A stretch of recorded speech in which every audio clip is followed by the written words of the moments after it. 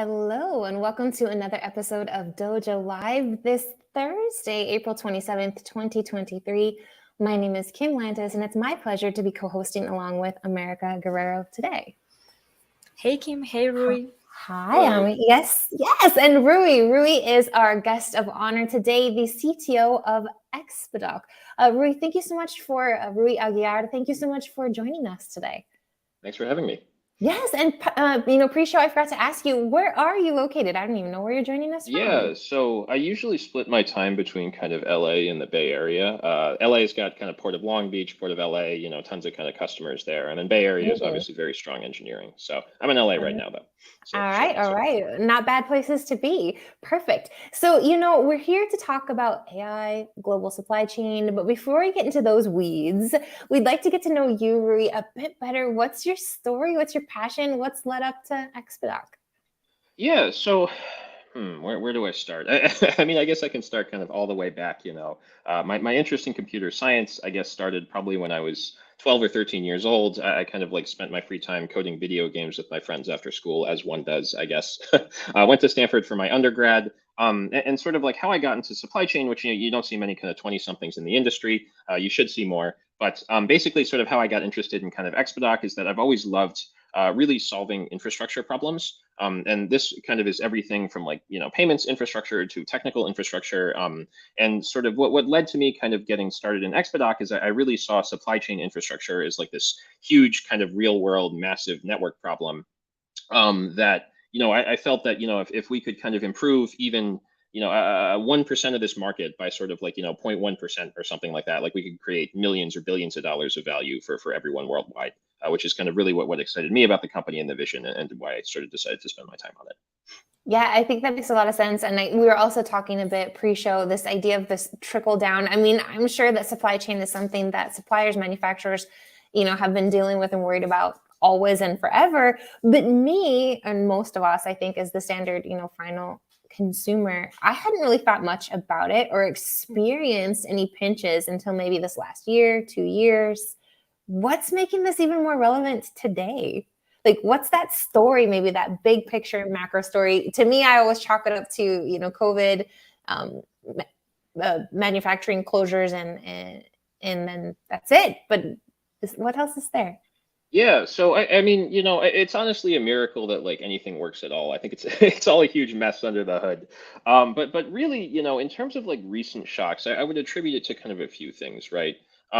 First of all, I think you are actually correct that I think COVID is kind of what started all of this. I think that like, that caused like a few issues. The first one being like there was a demand spike for tons of different things like toilet paper and face masks and Cereal. wipes and like cereal, right? Like things that weren't normally there. So there was kind of a macro shift on that end. And then second, I think is like there was sort of massive disruption to businesses kind of worldwide. And, many of the businesses in the supply chain like weren't even tech forward enough to have laptops, right? So like you had freight forwarders just like close completely and shut their offices down, and they were like, well, we're all on desktops, so like we can't move goods anymore. That kind of got compounded with sort of tons of other macro events. I mean, Suez Canal gets blocked, like that's a disaster. War, China's closing down because of COVID, like, and it's just kind of, I think inflation hits, and this all hit sort of a tipping point where I think that the strain was kind of just too much, and the global economic shocks really like kind of hit the supply chain to the extent where you even see the kind of end user and consumer starting to look at this stuff and being like, oh wow, this is sort of a huge problem, right? And this is something that we can fix. And you see the innovation kind of here happening on the sort of entrepreneurial and company side as well, where sort of many more companies I think are coming into the space right now, looking at, including us, looking at like, hey, this is a huge kind of broken infrastructure system. Like how can we kind of help improve this from sort of where it's stuck today? For sure. And I think that's the great segue into Expedock. Who are you? What's the problem that you're solving with your tech? Yeah, so I mean, I guess I can start from like a high level. I would say the vision for the company is sort of being the data infrastructure for the global supply chain. And you might look at me and be like, okay, Rui, that's great, but like, what does that mean, right? Like, but really, like, what it is like the hypothesis behind sort of why the company was built is that the global supply chain is like highly outdated and highly inefficient, right? Like the software being used is from kind of like 20 plus years ago. I mean, people are still faxing each other stuff across borders. There's sort of tons of inefficiencies that can be corrected, not only with data and machine learning, but just like general software is applied to kind of data. in the supply chain. And so sort of what we do is we provide a suite of products. Some of it is kind of automation based products where we kind of use sort of state of the art machine learning to extract stuff from supply chain documents, which is kind of the information protocol of like how goods move around. Like instead of, with the internet with IP packets, you have like invoices and bills of lading and stuff like that, which are like receipts moving around for goods. And that, it turns out that this is like a huge operational cost center for businesses. And so the business model basically is like, look, don't have this be a huge operational cost center, right? Like don't spend 50% of your kind of burn on this in like an already kind of tight margin business. Like just outsource this to AI and have us kind of like help you grow your business and save money without having a scale headcount. In addition to that, the sort of longer term vision is really taking that data and using it to empower businesses and empower efficiency in the global supply chain, right? So what that looks like is just like using the data to do stuff and using machine learning across the data to do stuff like understand invoice discrepancies, trade finance use cases, detecting fraud, helping just empower the businesses to run in a more transparent way because like a lot of people haven't kind of like unlocked access to their data or it's kind of siloed into different systems. But that's sort of the general gist of what we do. So it's like automation plus data as applied to like traditional businesses to help the whole supply chain run more efficiently, if that makes sense. It does. It does make a lot of sense. And so let's get into it. Today's topic specifically chosen by you. Yes, the topic is AI in the global supply chain. How can new advances in AI rewrite global supply chain infrastructure? So please share with us the answer. Yeah, I mean, do you have like 5 hours? But no, the TLDR basically About is like 24 minutes. 24 minutes. All right, I'll do my best. The TLDR for this basically is like what you have in the supply chain really is like I kind of like thinking about it with my sort of technical backgrounds as sort of like it's kind of like the internet, but like the tech pundits would say it's the world of atoms instead of the world of bits, right? So like really what it is it's a bunch of kind of interconnected networks of businesses that are exchanging information to move, your iPhone or your Nike shoes or anything from point A to point B, right? And so like if you start thinking about the problem formulation from kind of that framework, I think a few answers sort of pop out at you, right? Like so one thing and the thing that we've decided to tackle is sort of like rewriting how communication is done in supply chain, right? Like in a network in the internet or something like that, going back to that analogy, you've got kind of like sort of packets routing from A to B. In the supply chain, you've got like semi-structured data, right? Like handwritten documents or faxes or Photoshop, photos of like handwritten like receipts or something like that, right? Or container pictures. And one thing you can do is use AI to kind of like do things that like humans would do otherwise, right? Like, beforehand, I think before sort of 2020, you'd have, a human manually cataloging all this stuff, like entering into different systems, sort of doing all that. And now like today, with all the kind of advances in sort of transformer models and all this other stuff, great stuff coming out of the sort of AI research field, you have the kind of ability to sort of have AI drive efficiency on the kind of communication layer of the supply chain.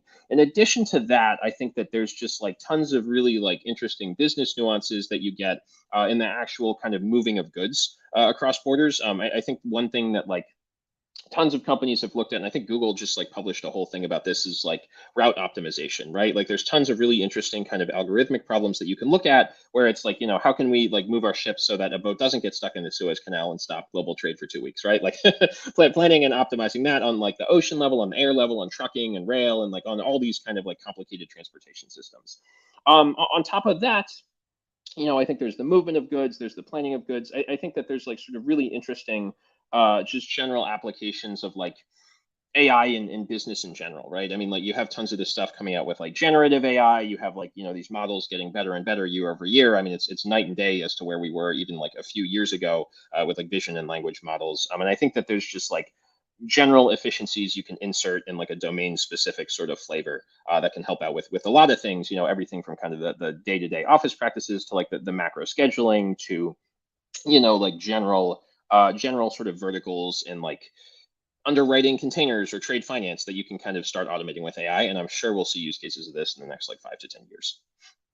Yeah, you touched on generative AI, which is a really big deal these days. ChatGPT, thank you. How does this tie into something like the global supply chain? How might you be utilizing this?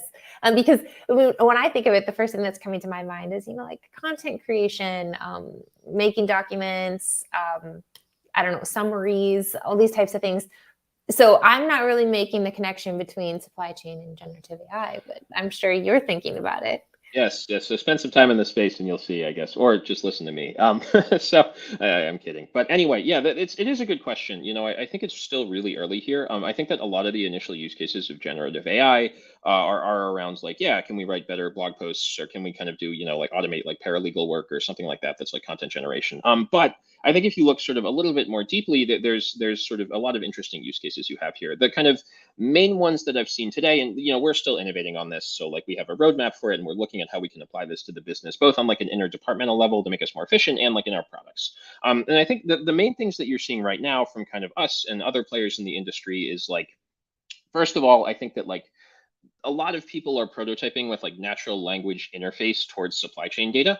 So Project 44, which is one of the kind of major supply chain tech companies, just published one thing. I think it was like 16 hours ago about like this thing called Movement GPT, which is basically, from a layperson's perspective, it's like, okay, can I use sort of a chatbot interface to interact with my kind of shipment data in the way that would be sort of a superior user experience towards then like like slogging through like some web or desktop based system to like go get all the information of kind of out of what I have. And like not only can I do that, but can I use kind of the leverage of a GPT based system or a generative AI system to sort of like offer suggestions about how I should run my business, right? So things that they're looking at are not only like and we're also looking at this, but like that is being looked at, I guess, is like not only asking like, hey, where are all my shipments in Europe? Like, how are they doing? And like querying a chatbot for that instead of like going and specifying a bunch of filters. But also like, saying like, hey, can you get me like my delayed shipments, and can you suggest what I'm going to do about them? Or can I reroute these somehow? Or like, can you access data that will help me kind of help me sort of run this stuff more efficiently? Which I think is really interesting. I think there's also like very interesting stuff around kind of like data anomaly detection with it. This is still super early. I mean, the whole model launched like last quarter, right? Supply chain moves much, much slower than, AI research advancement. So you can expect to see a lot of this stuff over probably like years to come. But I think another interesting sort of application of generative AI in this space is like sort of helping with kind of anomaly detection and understanding anomalies. There's shipment data is really, really complex, right? Like you look at the models of like storing this stuff from just a pure database perspective, and it's like hundreds and hundreds of columns of information about like all the ports and the legs and the movement and the customs control and stuff like that. And so like one thing that I think is going to be interesting, especially with these like really, really complex GPT-4 models that have like a trillion parameters that can encode kind of complex information, is looking at these kind of is looking at these kind of shipments and maybe like suggesting ways to run things better, or detecting anomalies across data sets when feeding it kind of like larger amounts of data. Again, it's not something that I think has been productionized by anyone that I know of, but like it's a potentially interesting direction to start looking at this stuff. It is interesting. I think it comes down to learning about the right questions to ask, right? We've talked about this a lot on the show lately, and this idea of prompt engineering. And I hear you, and then I'm not even in this space, but then my brain's already moving. Like I think I could ask about weather, right? I could ask about certain ports being backlogged, and maybe I should reroute to go here instead of there, or I don't know. Like it's kind of interesting, and I think it's exciting, like you're saying, with this idea of prompt engineering. Even with the scary word engineer, you don't have to be an engineer in order to do it, right? Which makes it, I think, very exciting, particularly in your field. I think in the type of individuals who work in the supply chain. I think it's something that's super accessible and makes just that's the word I think that comes to my mind, accessible. Yes. Do you need to be necessarily a big company in the supply chain industry to get this kind of technology and improve your processes? Or maybe you could recommend this to mid-sized companies or smaller companies that are starting, or what is your answer?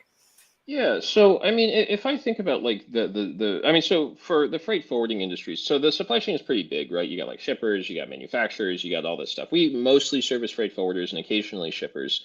For the freight forwarding industry specifically, which is kind of where the majority of our customers are, I think it is actually more of an opportunity for small to mid-sized companies, because like what you can get, like the freight forwarding industry is like really sort of brutally competitive, right? Like people are kind of fighting over, it's not, SaaS where like your margins are 80% and like you have tons of highly paid engineers and like stuff like that. It's like you're really like in the trenches fighting over every single shipment. You have 10 people competing over everything and your margins are, 40-30% for something. So you're fighting over kind of every single percent of that. I actually think kind of and one way people differentiate is through sort of like in the larger companies, having that brand and having that trust and kind of being able to do that. So I would actually argue that it's more critical for the smaller companies to adopt this stuff because it helps them sort of differentiate and provide a better user experience, which at the end of the day is like really what freight forwarding is about. It's like having the best price and best user experience for moving a shipment from point A to point B. And like that's how you win business. And like having a better user experience is how Flexport won business and grew into this kind of huge sort of, multi-billion-dollar behemoth. And so I think that sort of like any company that can move as quickly as possible to sort of adopt these advances is going to like be in an advantageous position regardless of size. And it may even be easier at a smaller size because you don't have like the the layers of bureaucracy and stuff like that in that you would in just like a generally larger firm to kind of like start adopting these processes. Let's talk a little bit about this idea of this digital transformation or getting, earlier in the show, you talked about the supply chain, particularly being a vertical where it's still a lot of paper pushing, right? We're just now shifting to this digitization. What are the types of conversations, the questions, the concerns that people have, and what are you doing to make this a little less scary, right? How are you convincing of the value and just maybe even keeping in mind your users and making it easy for them? Yeah, that's a great question. That's something that we kind of have to go out and answer every day in our sales calls, honestly. Like, we're always going to get the kind of call where we go to the business, we're like, hey, look, use AI, it's much better. And the guy is he's like, look, I've been doing it this way for 25 years. Why am I going to change now? Right? Like, why does this make sense? I think that I think that like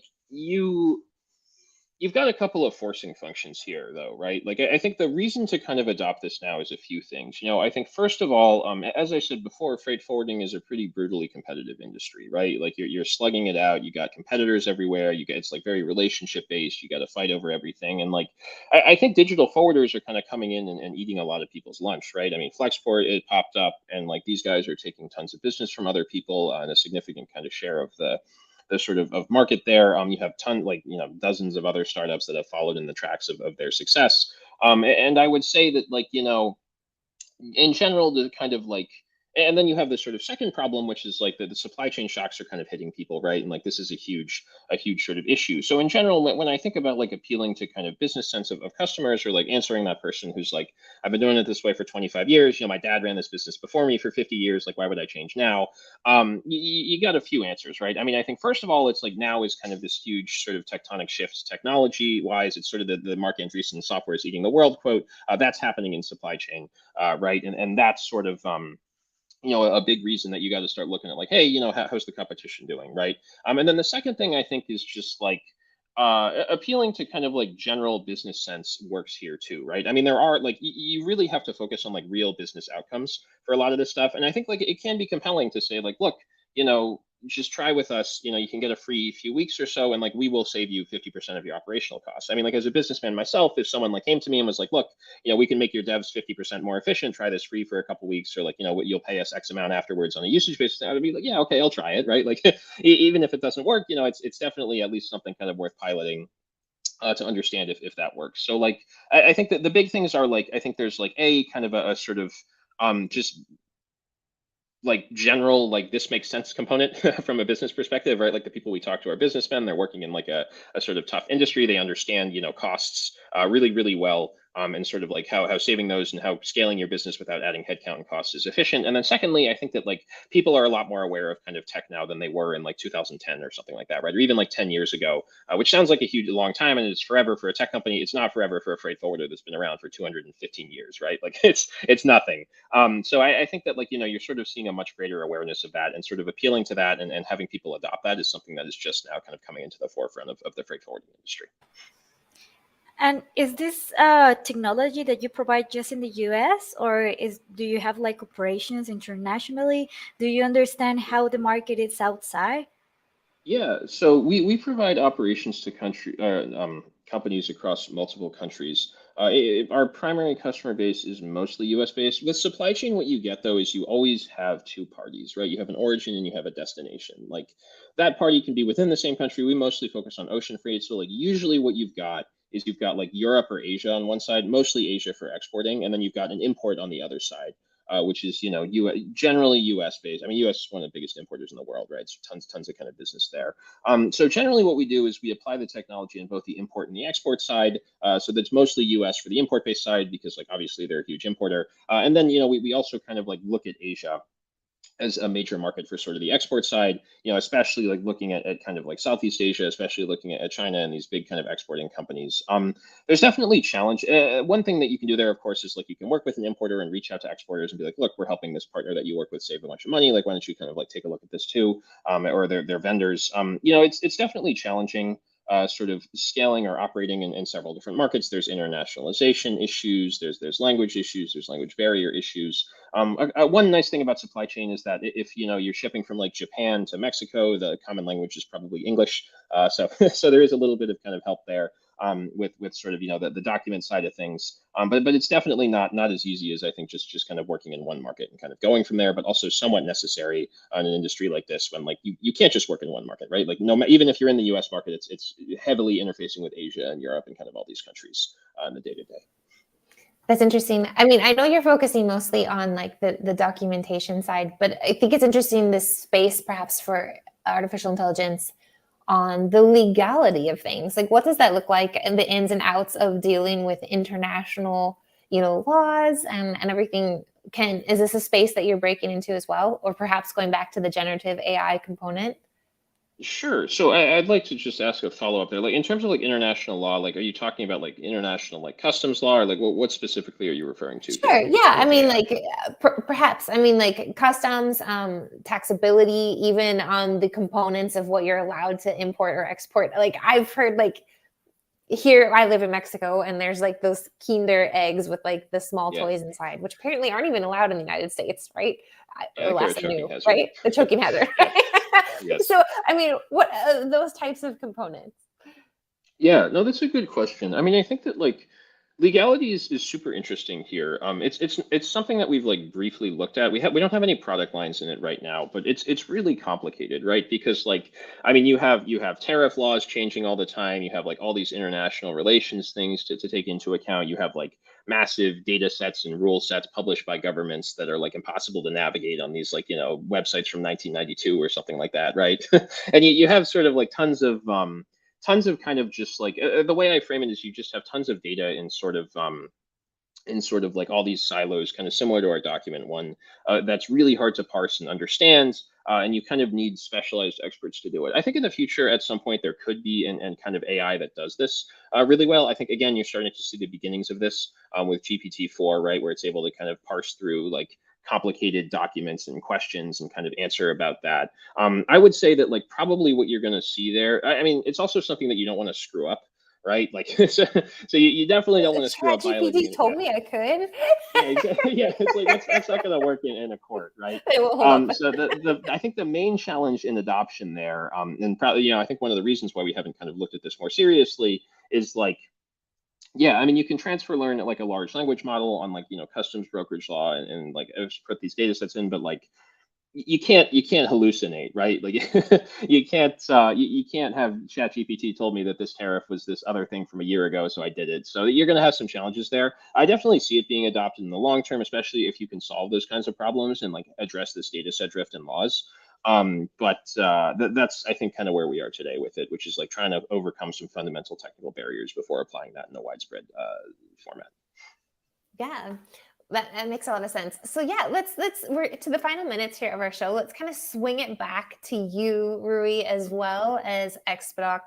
Now, I can't help but notice that you're quite young. What's that story been for you, being a CTO already? And what are Yeah, some I'm washed maybe out by Silicon Valley standards. Come on, no.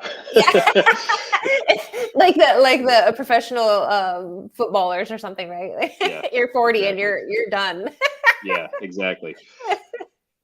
So what's that story been like for you? Any words of wisdom, lessons learned, do's and don'ts? Yeah, I mean, I think that like in terms of like general, I guess general advice for like startups and do's and don'ts. There's a few things. I mean, I think the first thing that I would say is like it's definitely harder than it looks from the kind of the outside, right? I mean, every single day when doing a startup or when doing something like this or as an executive at a startup is it's a struggle, right? Like you're fighting constantly for new business, you're fighting to kind of win, you have competitors trying to take you out at every single turn, right? And it's tough. And so I would say that like key kind of like just general like cultural or things to do from like a personal perspective if you're in this position is like get really really good at compartmentalizing. Like you can't necessarily have kind of every wave really hit you in the face and like set you back. Otherwise, you're going to spend all your time as kind of like a mental wreck. And so, like being able to like understand, what's important is a generally important skill set for kind of any businessman, but especially that relative to sort of like your mental health or your own company is gonna kind of like help you live a lot longer. Let's just say not suffer cardiac arrest at 35. It would be kind of one of the big things I would say. And It's super smart. regarding, yeah, and I'm curious about Expedock's culture. Did I say Mhm. that correctly? Expedock? Yes, Expedock. Yeah.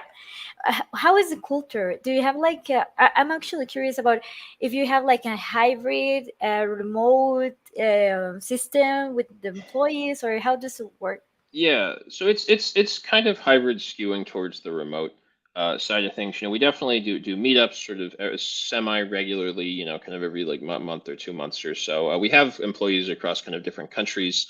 This is especially important because supply chain is across different countries. I think so. Having sort of multiple time zones of operations does help out at least a little bit. We're in terms of remote, I think you get pros and cons to this. I think it's definitely important to have some in-person connection in building. Otherwise, it's sort of very distanced, and I think that like people aren't as connected to like really like committing to winning, which you kind of need at a startup, right? And like sort of like really close with kind of your peers and like all kind of moving together towards a kind of better vision of the future on stuff. That said, remote does have its advantages in terms of like you're able to get the best talent regardless of location. You're able to kind of recruit people better and like scale up and spin up. The costs are certainly lower than having like expensive Silicon Valley office space, which is like $1 bajillion in San Francisco, right? So there's trade-offs to be made in all this stuff, and we try to strike a balance, with kind of like a remote, but like meeting in person occasionally, sort of style of work. But again, that's still I think up in flux, and especially as remote tools get better and stuff like that, that'll continue to be sort of up in flux for probably us and most companies. Yeah, I think that makes a lot of sense. Thank you. I guess the last thing, I guess my question is, being a startup, being on the younger side of a CTO, what would you say, what do you do to let's say we walk the walk, right? Rather than talk the talk. What has been super helpful for you? You talked about compartmentalizing, you talked about focusing on your company culture. Anything else that maybe the underdog can do to stand out in the pack? Yeah, I mean, I think it's really about just like there's a lot that goes into it. I would say that like one is like relentless optimism is pretty helpful.